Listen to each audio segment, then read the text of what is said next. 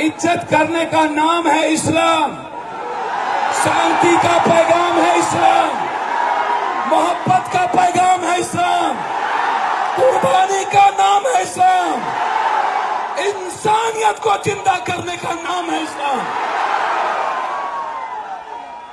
ये नहीं पता चलेगा इन्हें, इन्होंने नहीं पढ़ा धर्म की किताबें, इन्होंने नहीं पढ़ी रामायण, इन्होंने नहीं पढ़ी गीता, इन्होंने नहीं पढ़ी कुरान, इन्होंने नहीं पढ़ा बाइबल। ये सिर्फ एक चश्मे से इन्होंने संविधान को नहीं पढ़ा, ये संविधान को नहीं मानते, ये मुसलमान के विरोधी नहीं है, ये मुसलमान के आड़ में सनातन की संस्कृति को मिटाना चाहते हैं।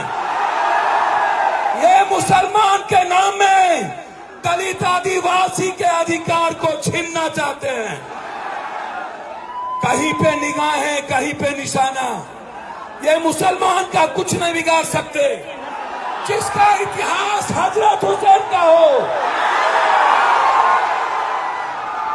उन्हें नहीं पता कुर्बानी का इतिहास बहुत बड़ी ताकत है।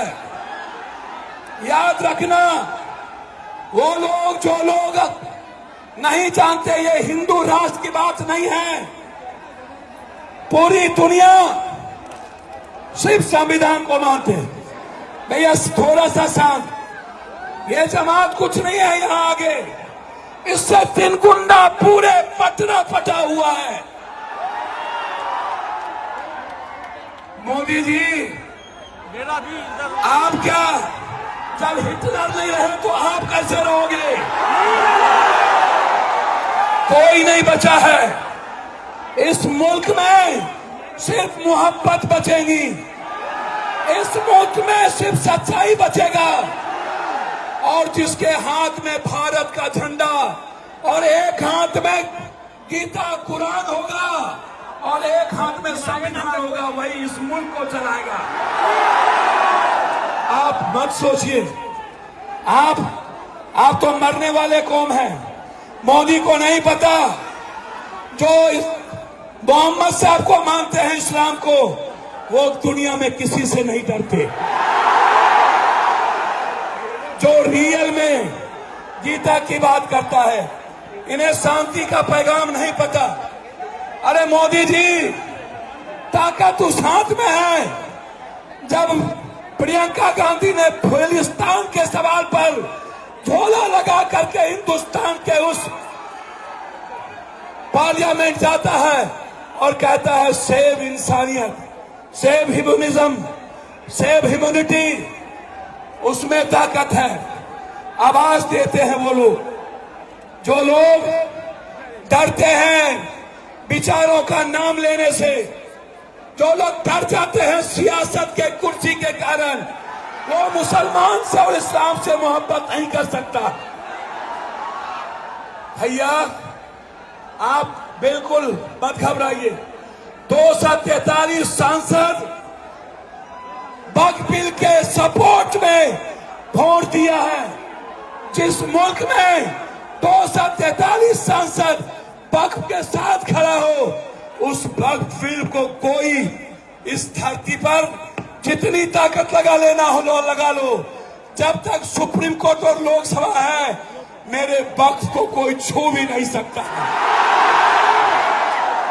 वक्फ की जमीन किसी मुसलमानों की नहीं है, वक्फ की जमीन इस्लाम के नाम से अल्लाह की जमीन है। वक्फ की जमीन, अरे मोदी जी, मुसलमान जमीन नहीं छीनते। यदि सबसे बड़ा जमीन छीनने वाला कोई सौदागर है, वो बीजेपी है, कोई और नहीं है। इसको समझिए। इसीलिए मैं तो सिर्फ आपसे मोहब्बत करता हूं। मैं, आपको पता है, इस मुल्क में मैं बिल्कुल क्लियर हूं। जो भी धर्म और जाति के नाम पर हमला करेगा, उसे पप्पू यादव से झग लड़ना पड़ेगा। अंत में मैं एक बात कहना चाहता हूं। एनआरसी से नहीं जीते, सीए से नहीं जीते, ये तलाक से नहीं जीते, ये कब्रिस्तान शमशान ईद बकरीद से नहीं जीते, ये जिन्ना और पाकिस्तान से नहीं जीते। अब ये चुनाव आयोग के द्वारा 4,70,00,000 वोटरों के, गरीबों के वोट को छीनकर ये बिहार में चुनाव लड़ना चाहते हैं। आप जोर से बोलिए, क्या वोटर को छीनने देंगे? चुनाव आयोग के खिलाफ जंग लड़ेंगे ना? ये प्रॉक्सी वार किया है, मेरे पीठ पर खंजर भोंका है, और 1 महीने के अंदर इस मुल्क का जो 4 करोड़ बिहारी बाहर है, 4,70,00,000, 8 करोड़ में 4,70,00,000 को बेघर करना चाहता है। क्या हम जाने देंगे? इन्हीं शब्दों के साथ मैं आपको कह देता हूं, जब जब संविधान पर हमले होंगे, जब जब किसी शांति और मानवता के लिए जीने वाला इस्लाम हो या सिख सनातन पर हमला होगा, और ये पाखंडी बाबा से लेकर नरेंद्र मोदी जी आप कितना हमला कर लो, लेकिन ये मुल्क आपको बर्दाश्त नहीं करेगा।